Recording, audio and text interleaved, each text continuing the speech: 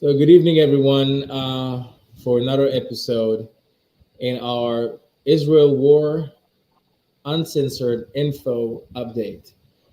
This podcast focuses in having unique guests that speak their opinions about the truth that a lot of us have known for so many years. And when the October 7th massacre happened, some of us were on the side who said, "I told you so." Some of us are still in shock. It's shocking because, like I told you in many episodes before, it's a global event. We are dealing with not even a regional war, but a major global war. So all eyes are in Israel, just like the war between Russia and Ukraine has stopped, or there aren't any other wars and conflict in the world. But if you notice, like all eyes are on tiny Israel, and there's also at the same time rise in anti-Semitism all around the world, even in places that we never thought that such people even exist. But tonight I have a special guest, and I'm going to be honest with you. I was introduced to this gentleman by my wife, who is a native South African, just a few days ago. It's been a month since this war started. I've talked to so many people. We're doing so much work, pretty much doing Israel advocacy. We're doing not only Israel advocacy, but we're doing the free world advocacy. The people who seek justice, who seek love, who seek peace, and who seek the truth. And those of us who seek the light and we appreciate and value life and freedom. That's it. That's one side, and then there is the side that just preaches for hatred and justify killing and try to mislead people with the facts and demand proofs of a very fresh massacre that is on video, that it's everywhere. And so the world, I'm feeling personally, is starting to form sides, two sides. The side that can never even imagine horrors like we've experienced, and there's the side that supports it in a way. So with me from South Africa is Mr. Bofana Modise, who is the head of a nonprofit. He's an activist, I believe, a head of a nonprofit organization called South African Friends of Israel. And I'll tell you why it gives it even more credit. Because South Africa as a country right now, as a government, the official policy against the state of Israel is just like any other Arab or Muslim country. And South Africa is neither Arab or Muslim country.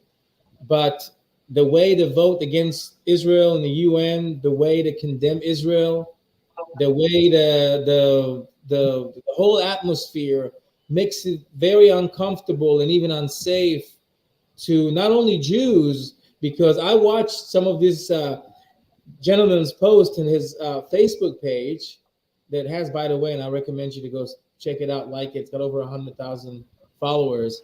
But you can see that even peace-loving South Africans who just want to protest for peace are getting beat up by the other side. And of course, I'm going to let Bafana, Mr. Modisa, to introduce himself a little more and tell us, I want to know, I'm curious to know, when did you start it? What made you want to start it? And tell me more about it. Tell us all more about it, because that's wonderful. Yeah, good evening. Or should I say shalom, Mike? Hopefully this shalom will come within Israel. It's been hectic since the 7th of October. As you said, I'm a proud advocate for Israel in South Africa.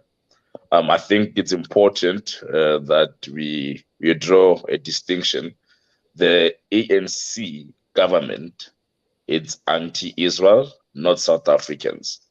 The current government, if you have done your history, you will know that they were friends with the PLO, they were friends with, they were trained together by Russia, and they've confused the struggles. The ANC fought the battle of racial segregation, but on Hamas, this has nothing to do with race. Me and you both know that the Arabs around town where you are, who are voting, who are members of parliament. So the idea that there is apartheid in that land, it's very far-fetched. So how did I start? Good question. I started. I grew up in Joburg. I started doing my student politics when I was around, I think, 22. And then I was obviously I'm an ANC member. I was an ANC member by then. I haven't really threw away my membership card, but I don't think I'm welcomed anymore. Also SASCO. SASCO is more of a student organization. So what we did, we used to get these scarves, right? And we used to be told that we're in solidarity with the people of Palestine who are under oppression by a Zionist entity, the colonial settler imperialism in that land. And we somehow were pushed into the spirit, the same spirit of our struggle that we had in South Africa. So it seems like whatever happened here, it's happening in Israel. So blindly we followed. Blindly we also said free Palestine.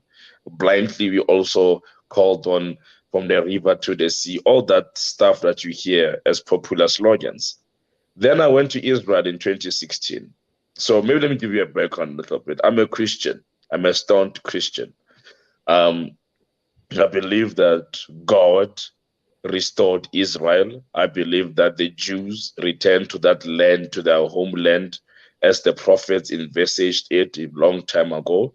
2,000 years of exile, you are now home in your homeland, the only land that Jews can claim in the world. There is no other Jewish state in the world.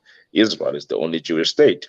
But anyway, before I go into that, so I went into Israel in 2016 on a fact-finding mission trip because I was an SRC president. Then I was quite a popular leader within the ANC Youth League and SASCO.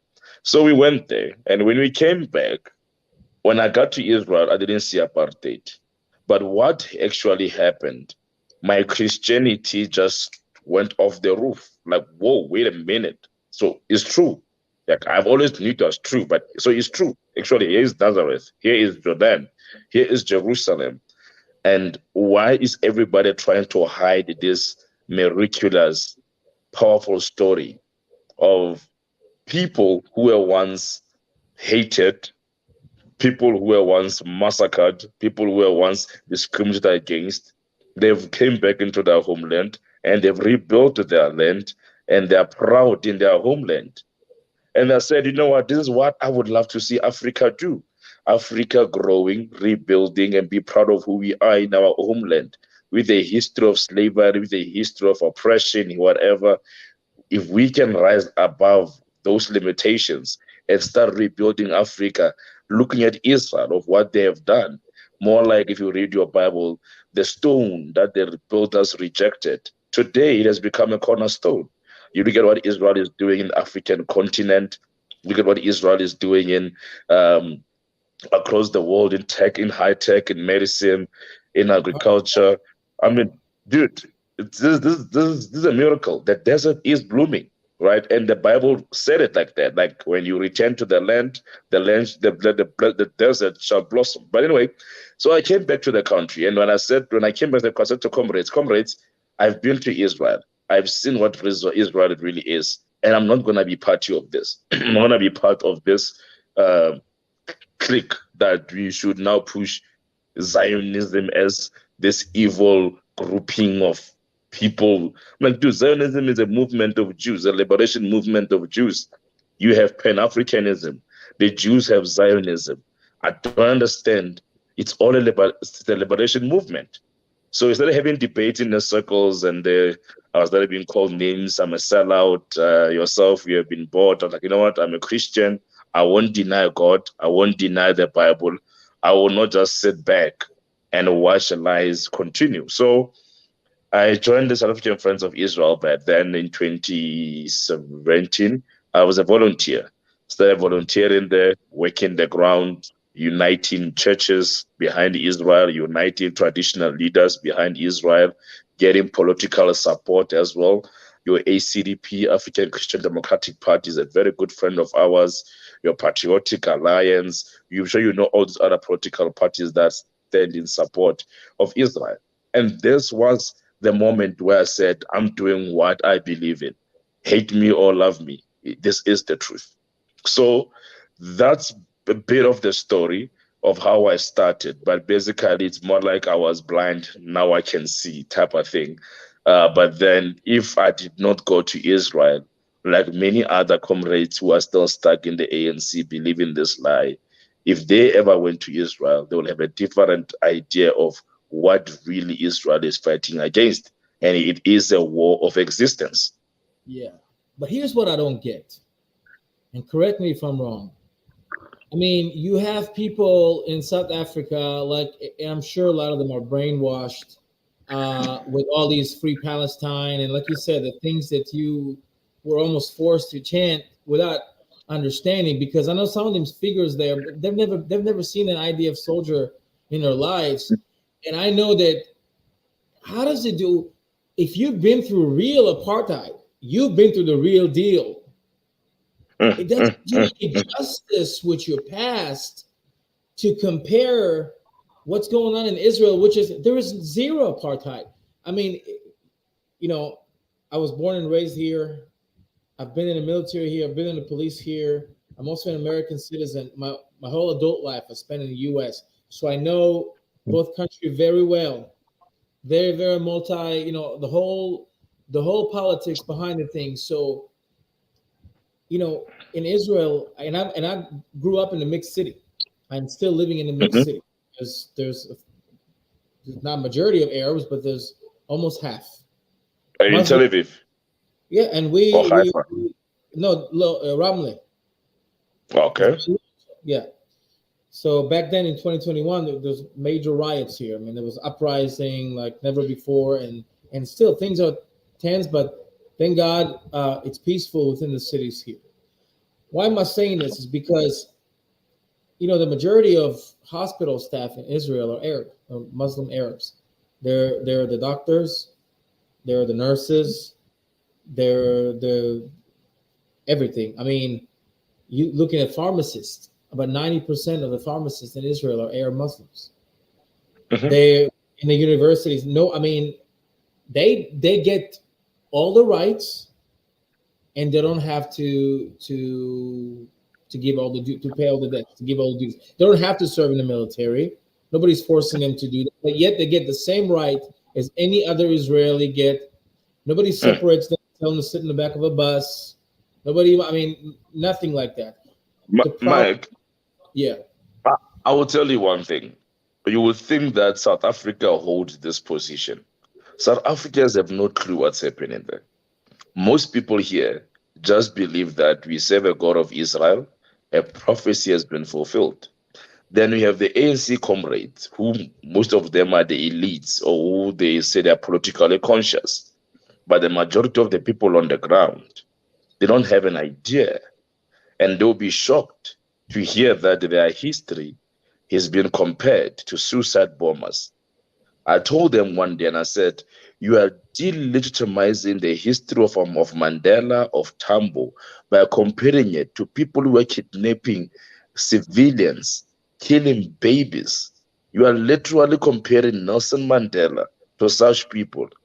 Are you actually going to compare our struggle here for freedom as the black people in this country to an organization that has said they will do genocide against the Jews in Israel and across the world? You are delegitimizing our struggle. We never had suicide bombers. We never kidnapped babies and elderly for our freedom. We never shot over 7,000 rockets into the then apartheid regime. Our struggle was honest. Our struggle was noble. We were fighting an oppressive regime of Pretoria. And we did that understanding that we are not violent. Yes, there were violent protests that came in later, but those were like your petrol bombs there and there. But it was not this all-out missiles and people being. This is not South African history. It's completely different. We never said that we don't recognize Afrikaners, their right to life or kill Afrikaners. No, Mandela was fighting for reconciliation. Mandela was fighting for two people to live together. He was not fighting a war of exterminating a whole race of Afrikaners in this country or white people. He was not pushing an agenda to say he's going to select few boys to go and bomb themselves in buses and schools. When they are doing this, they are delegitimizing our struggle. And there's a thin line. There's a thin line between a freedom fighter and it's a wide difference between a freedom fighter and a terrorist. Hamas don't care about their people. Me and you both know, Mike, how much money has been given to Hamas to take the people of Gaza out of poverty and misery. They have built tunnels. They Billions. have bought They have millions of dollars. They've built tunnels. They are living in Qatar in hotels. All they do is buy bombs and use Gaza as a base to launch a war against Israel. And you have people saying occupied Palestine. Yesterday I was looking at this other guy when he said which part of Israel is occupied. And they said all of Israel.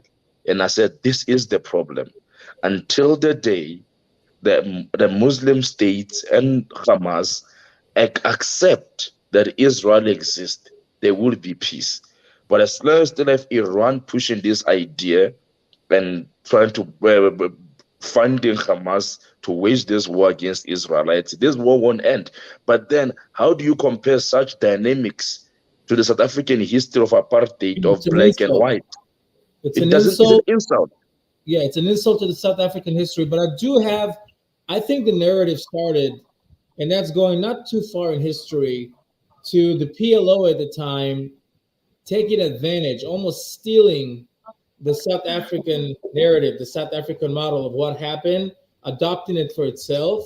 If the viewers don't know, Yasser Arafat had a very famous speech in Johannesburg back in the day, 60s, I believe. And he mentioned there a hadith from the Quran of how Muhammad was making a false peace agreement with the Jews just so he can make them think that everything is peaceful. And then he went and killed them pretty much. And people were chanting. And he said, never, never, never, meaning to what you said, Hamas and the PLO and the so-called Palestinians. By the way, they were never in history. The Palestinian people, Palestinian state, a Palestinian capital, Palestinian currency, prime minister, national, name me one. This country, the land of Israel, where I'm talking to you from, in the 19, I think 1919, Mark Twain. Mhm. Mark Twain wrote a book. He described, because he wanted to, first time he visited this place, he had to write his diary, his book about that. And he said this place was empty. It was desolate. Now, if you dig underneath, everything you find with Hebrew writings, you'll find from Jewish history. I mean, even as a Christian, I mean, Jesus never converted to anything, did he? I mean, he was born as a Jew, lived as a Jew, and died as a Jew. Yes. Was he a Palestinian? Was he a Muslim? I mean, here's the thing. It's a religious war. That's what people need to understand. They need to take it. You can't look at the Middle East through Western eyes. You Yes. cannot understand it. So I think that what happened with South Africa is a combination of things. Unfortunately, we have to admit the official government of Israel used to work with the apartheid government True. back in the day. They used to deal arms. They almost helped them, I think, for some reports saying almost Yeah. helped them build. They give them weapons and they funded them with those things. And Israel, But because Mike. Israel was boycotted as well at the time. So when two boycotted countries, they have nobody else to do business with, and they need to survive. Their interests come first. And unfortunately, that's what happened. So I think this has a lot to do with it. This is the vacuum where the PLO came in and created that narrative. And look, Israel is so bad. They supported the apartheid, so now they're doing apartheid of their own, which is completely lie. If it wasn't terrorism, if it wasn't for terrorism, if the Arabs would come here and never committed any act of terrorism in the past 20, 30 years, they would get their own state. They would get anything they wanted. They could have made it like Dubai, like Abu Dhabi, like something like, but they can make it work over there. They're But Muslims. They I think also I hear I hear the view that yes, Israel was supporting the apartheid regime. I think they were just looking at their own economic interest in the time. But I know many Jewish women like Helen Suzman, who had one seat in parliament, and she fought the apartheid regime from head to head, toe to toe, against the oppression and racism against black people. That woman was Jewish. I know many Jewish leaders in this country who fought and stood with Mandela and many others in courts, on the streets, financing their liberation against the apartheid regime.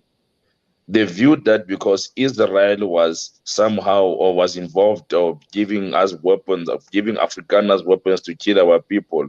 Don't forget that also your Saudi Arabia, Iran was still giving the same government oil. It was not only Israel that was colluding with the apartheid regime. Many countries were doing that, right? So we can't just single out Israel because it's a Jewish nation and try to demonize and polarize the narrative.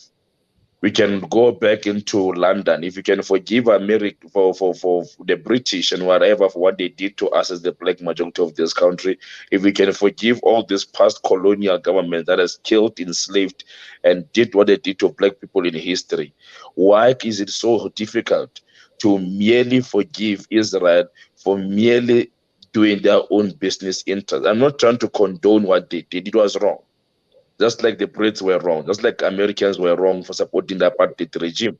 But we have don't have any anger or attitude towards those nations. But Israel has been singled out because it serves their agenda, and the agenda is the one that's want to fuel the fire, to polarize it amongst our people, to hate Jews. But most Jews built this country. Most Jews are actively members of South African community, and they're doing business, employing millions of South Africans, whom today they will say, "Well, I work for Jewish companies." So I don't want to necessarily claim that ANC or a PLO, we had our friendship in the struggle and we appreciate that. But our history is different. They are fighting a religious war. We are fighting a war against crime, a war against apartheid, which is a crime against humanity. They were fighting a religious war, and the religious war is not closer to what we were fighting. Here we wanted rights. We wanted to be free. We wanted to be part of the system. We wanted to be equal members of society. And you have that in Israel. So how do you call such a country an apartheid state? Arabs are members of parliament there. Arabs are judges. Arabs, as you said, most of them are doctors, are in hospitals.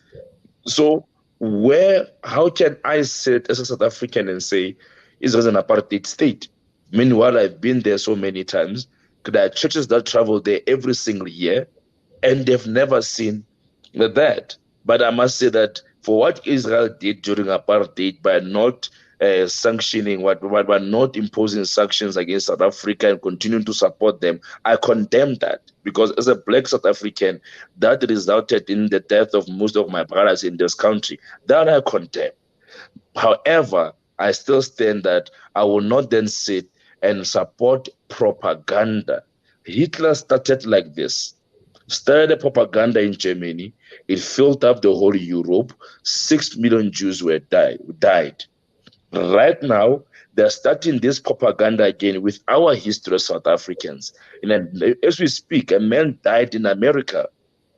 They killed a man in America supporting Israel. Last week in Cape Town here, in Cape Town here, outside Parliament, they were beating up pro-Israel supporters. This thing, it has nothing getting to do with crazier and human crazier rights. every day.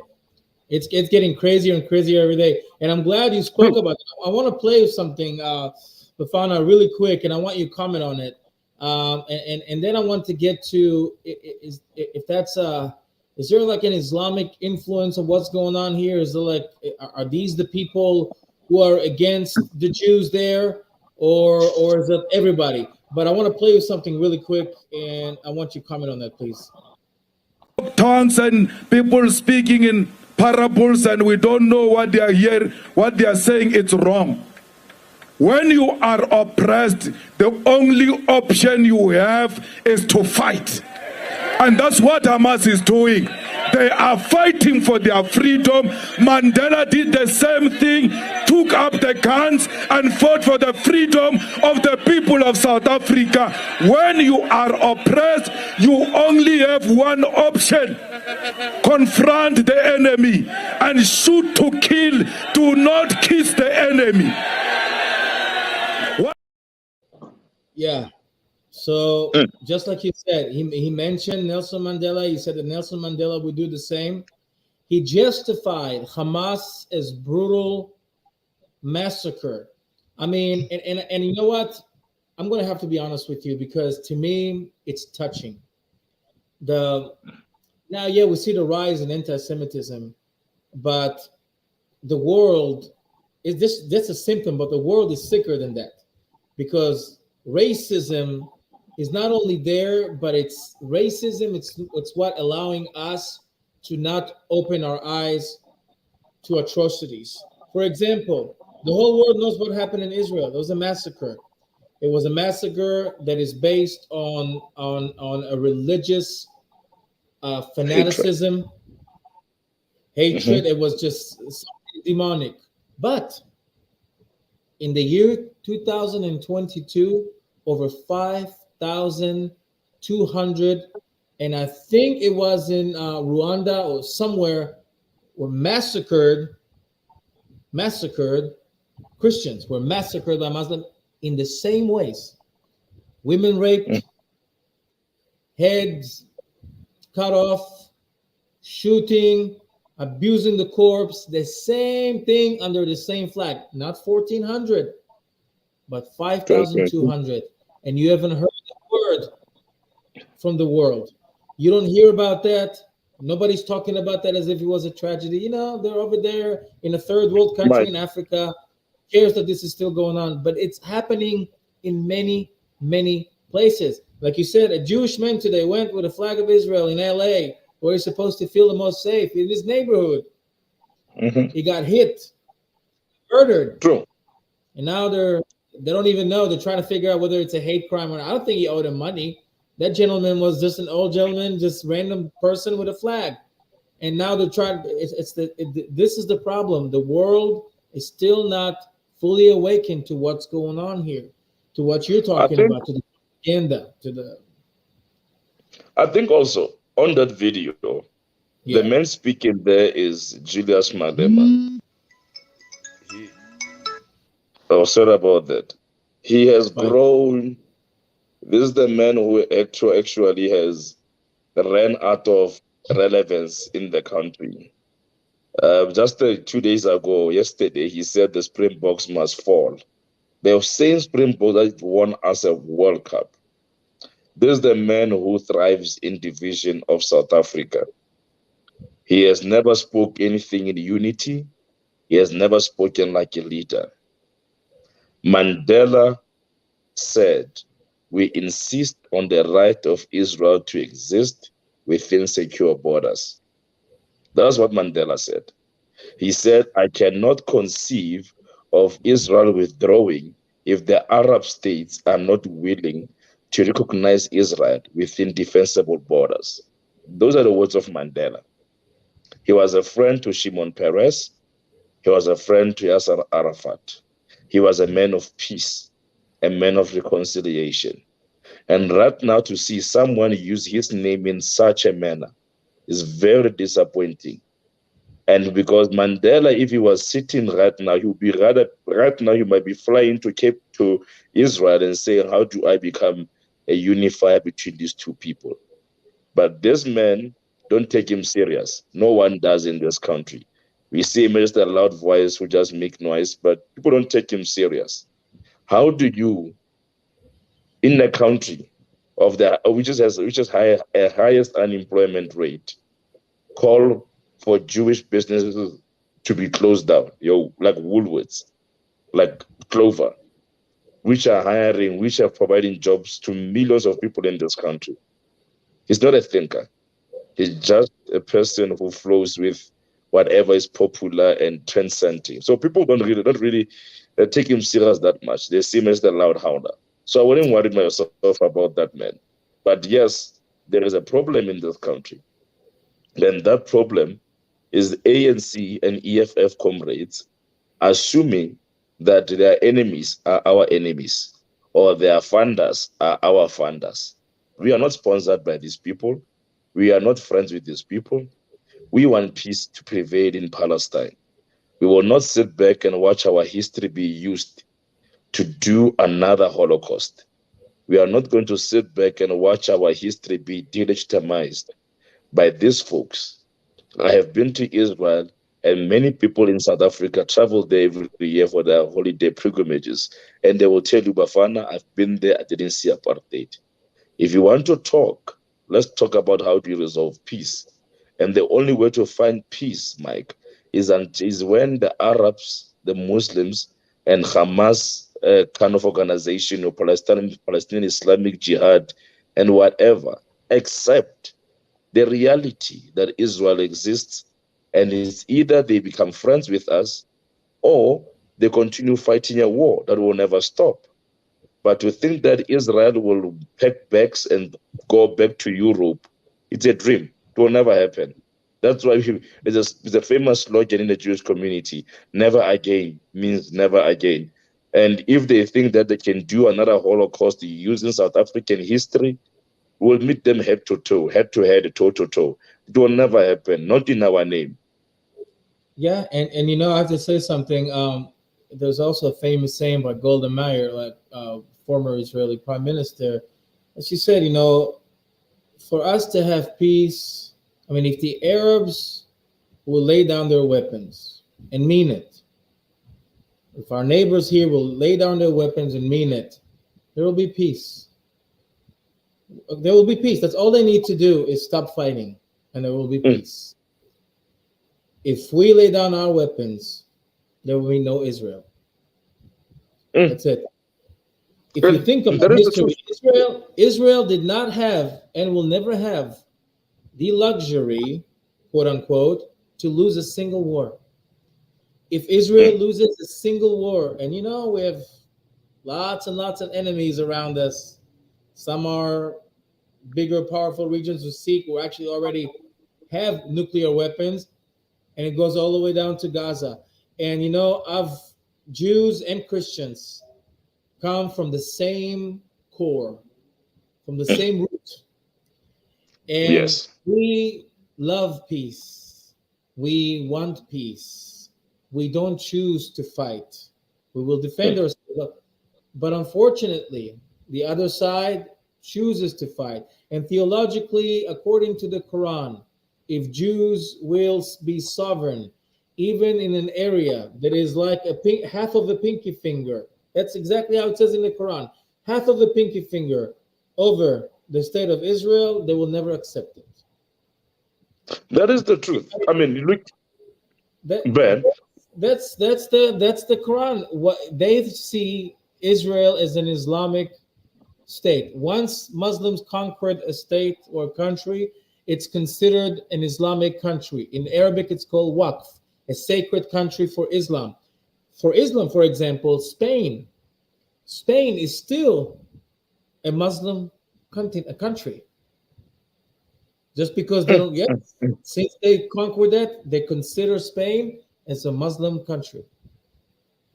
I They think see this. Israel as like reversing history because Muhammad was supposed to bring them the last and final message to the world.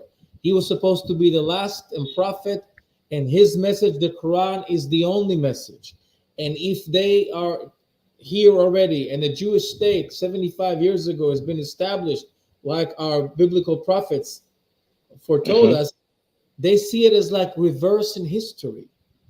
They will never accept it, meaning like you're going back, like Muhammad did not bring him anything.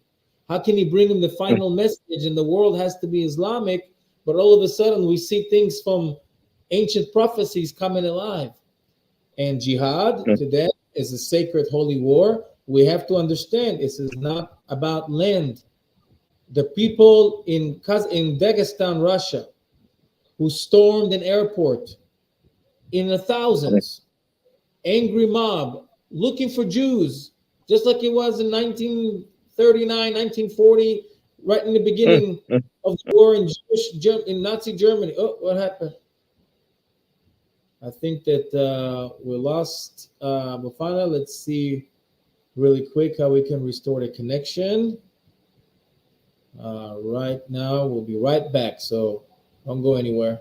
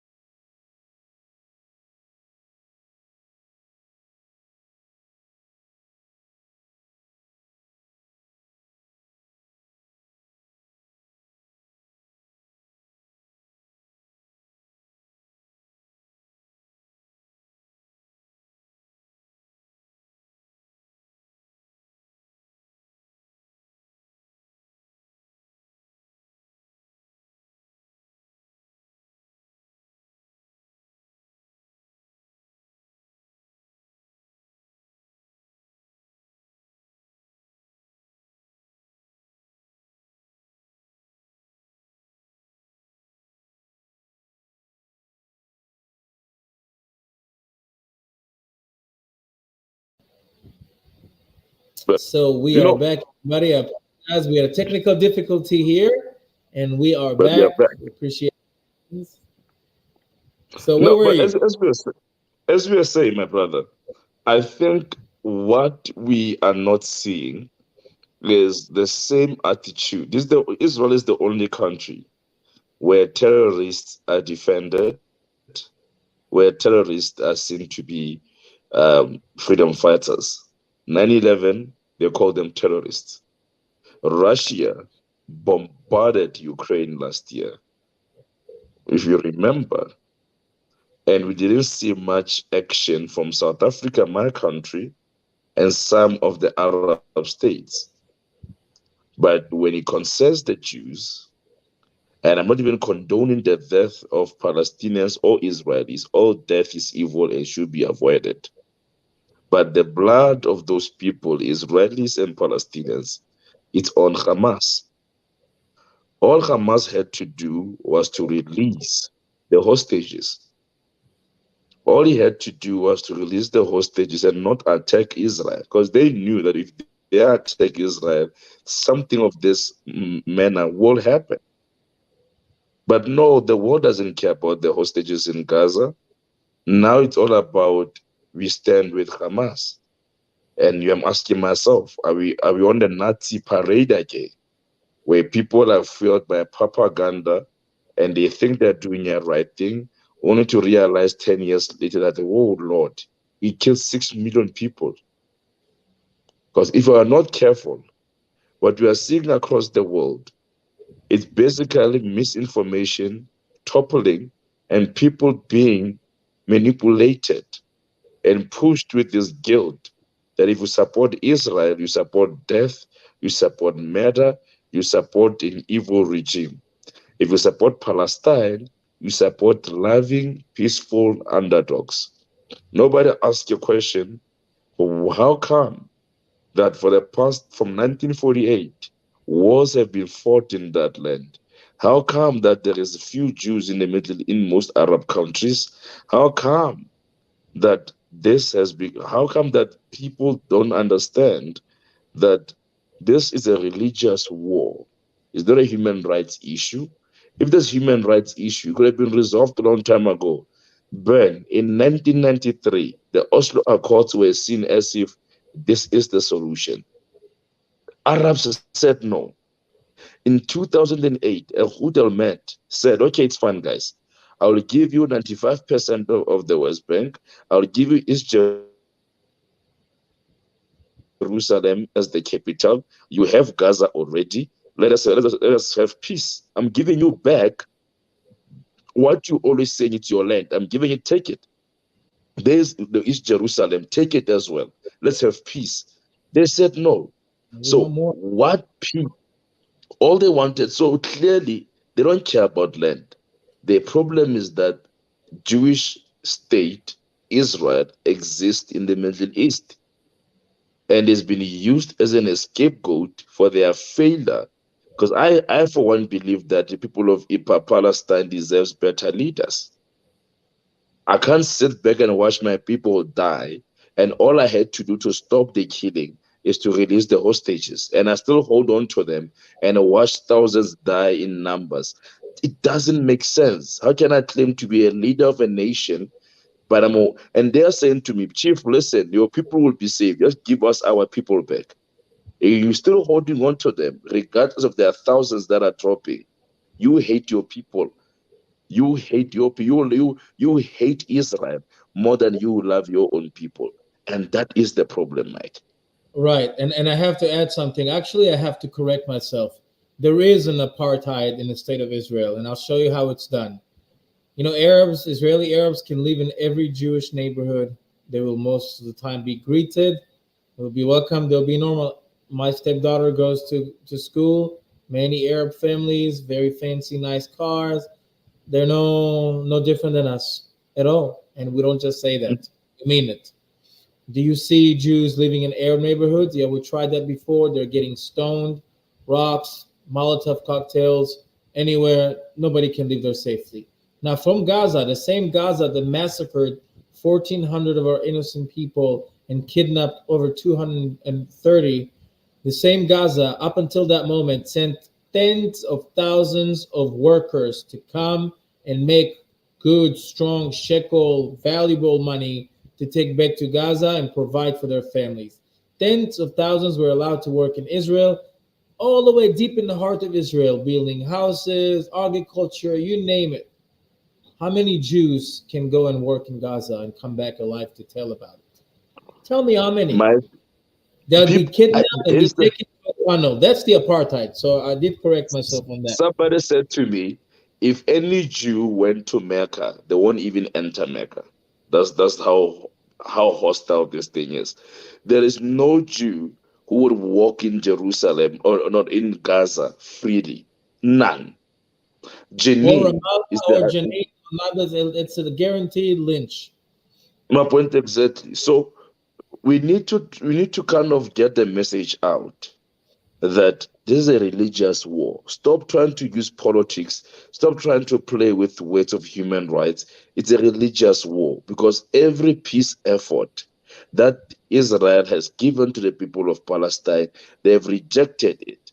And they're only rejecting it because they believe that they are pushing a holy war to fight and reclaim Jerusalem. And this thing, it doesn't make sense that right now, even Hamas, when they attacked Israel, they did not say we are going to do it for the people of Gaza. They said you're going to liberate Al Aqsa Mosque. When you ask yourself, how is Al Aqsa Mosque captured? Because Muslims go and pray there everywhere. They can go and pray there anytime, any day. It's not like there is no freedom of religion in Israel. It's there. Of So course. clearly, they want a country where there is no Israel. They want a Palestine where there is no Israel, no Jew, and that will not happen. We will not support the genocide of Jews, and that's why I always say in South Africa that I'm a South African, I'm a Christian, I've seen Israel. There is no apartheid there. The day Muslims, Arabs accept that Israel exists, there will be peace. As long as they're still trying to push an idea that one day they will wipe off Jews off the map, they will wipe off Israel and the Jews and reclaim that land, it's a dream. It will never happen. You know, in Gaza, the role model of a Palestinian child is a Palestinian suicide bomber or somebody who killed Jews. And they're being Mm. taught from all layers of life, from the doctors to the professors. Their ideal, even on top of their own success, the ideal, the role model is the shaheed, the martyr, and it's rooted from young age. And it's not let's play pretend. This is something that it's in. I always tell people you cannot eliminate Hamas because Hamas is in the hearts of the Gazan people. It's their belief system. It's their ideology. That's what they say. You know, the PLO have the Hamas convention, which is worse than the Nazi convention, but the Hamas convention is identical to the PLO one. Just the PLO take their Mm. time, do it in stages. So, like you said, we can never allow that. We can never allow that. And what I wanted to ask you, kind of, we're getting close to the end, but it's two important subjects. First of all, I promised my wife I'm gonna bring that story about what was his name, the Julius, the gentleman Yes, that, yeah, Julius. So she said that. So she's from Johannesburg. So her cousin saw him in the clinic taking his son to the doctor, and it was a Jewish doctor. I guess that's dude. a Jewish. Julius, So Julius as Jewish lawyers. so Jewish lawyers, Jewish doctors, but yet you go and condemn Hamas and preach and all that. I just don't get the hypocrisy. It's almost like the Hamas leader, like, oh, the Gazan people are poor. Yes, because you take the money, you become billionaires. I mean, these people are billionaires. The people have to understand Hamas leaders are billionaires from the very same money that was supposed to go to the people. But at the same time, these people voted Hamas, and still 75% of them are pro Hamas. Go figure that. But what can we do? I just want to ask you a question, my dear friend, before I go over your website and share it with our viewers so they can check it out.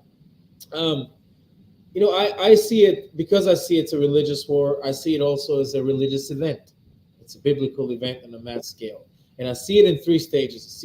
We all talk about Israel, Gaza, Israel, Hamas, Hamas, Israel, but I see the whole picture, and this is a regional war that's emerging. This stuff. I mean, this is not even the appetizer, quote unquote, The before tip this. of the iceberg. Yes. And then the third stage, it will even lead to a global crisis because behind some of these countries are superpowers. So we have to see this is a religious event that all eyes are in Israel, all countries are bringing warships and stuff. This is serious. So the work that we're doing now, to me, is not only a work of knowledge or just sharing opinion, but it is to wake up a lot of people. Like I said in the beginning, the world is splitting to two sides right now. Those who go with the truth and with righteousness, and who goes with the lie and Mm. evilness. It is what it is. You got to look at it in the eyes. We can't sugarcoat things anymore. Not after all these horrors that we see. And I want to ask you, do you think that for the Jewish community in South Africa right now, are they in danger? No, they are not in danger, my brother. The Jewish people in this country, they are very much safe. We are actually doing another protest very soon. We want to take out over 10,000 people together outside Pretoria. We have a strong, strong support in this country. I have last year alone, we launched the Jerusalem Declaration, a declaration of support. And also, we want to make it very clear that we are not anti the people of Palestine, we are anti terrorism. We are anti Jewish extermination in the name of religion. Our history of South Africa, please keep it out of this war. Keep our Yeah, history out of this. I know. I'm sorry for interrupting you. Well, I know they're safe with you guys. I know they're safe. I'm talking about, are they safe from the people? And we're gonna go over your Facebook page for the people who are going crazy, beating other people up just because they had Israeli. No, my brother, security here it's very tight, Okay, good. but also we believe that the keeper of Zion neither sleeps nor slumber. That makes So me. we know that since South Africa is quite an open country, no one will come in impose their religious doctrines upon us. And yeah, the Jews are safe, Christians are safe. We are united against this evil, and Wow. then this misinformation will most definitely will die slowly but surely. This misinformation will collapse. I don't think a lie can know one thing about a lie, it can only maintain it for a while, but it can't hold on for too long. The world will soon see what this is really, what really is. This We is have one. seen, we've been through the Holocaust before, and this is another start of another Holocaust. But Baruch Hashem, the Jews now have a home, they have a country, they have a home, they can defend themselves. Never again. It's never again.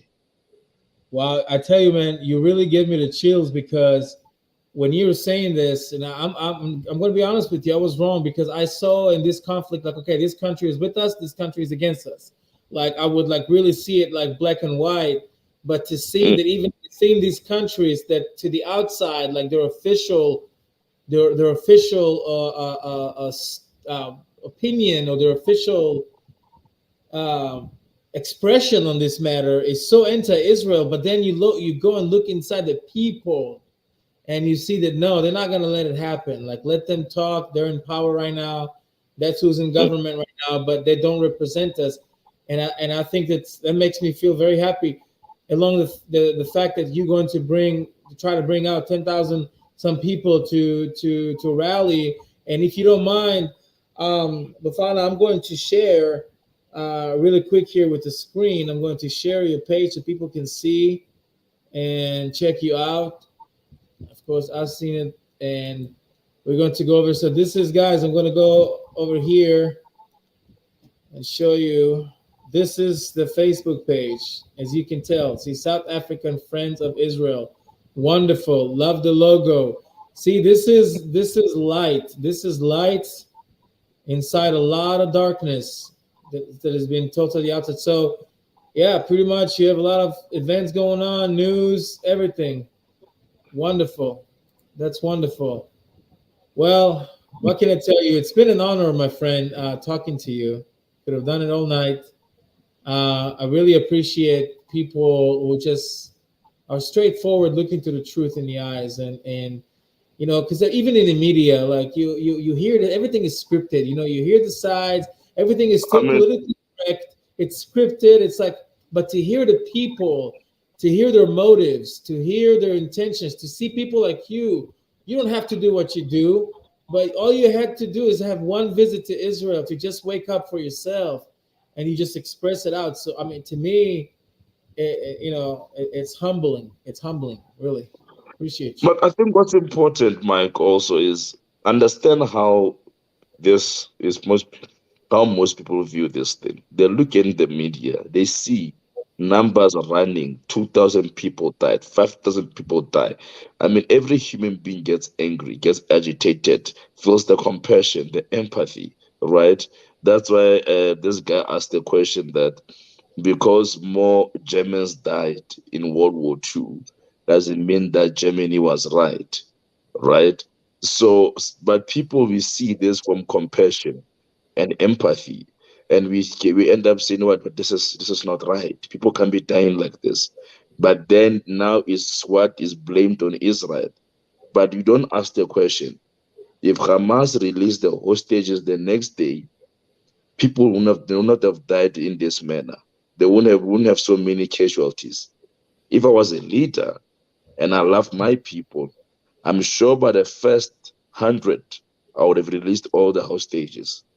And also between me and you, I have my reservations around taking stats from a Hamas-run municipality health ministry. The way numbers are jumping up and down, sometimes it worries me. I'm not saying people are not dying in Gaza, but I'm saying that if they loved the people of Palestine as the people in Gaza, they would have let go of the hostages by the first strike of Israel, not what you are seeing right now.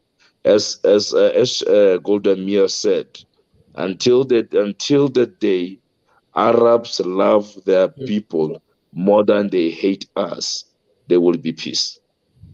Yes, she said they love their children more than they love Yes, us. That was, yes, to make it even more powerful, there will be peace. I tell you, you're there right. will be Amen. peace. Yes, brother. And the final, I'm going to end by saying, since we've repeated it numerous times in this conversation, that it's a religious war. So I said, if you find yourself in a religious war, be godly. Just be Please. godly, and let him take the wheel. Just be godly. That's all we have to do. If we can't control Yeah. situation, if it's more than our actions, try to spread good. And again, you inspired me a lot today, just seeing that Facebook page and seeing the good things that you do. And it's not like you started it a month ago.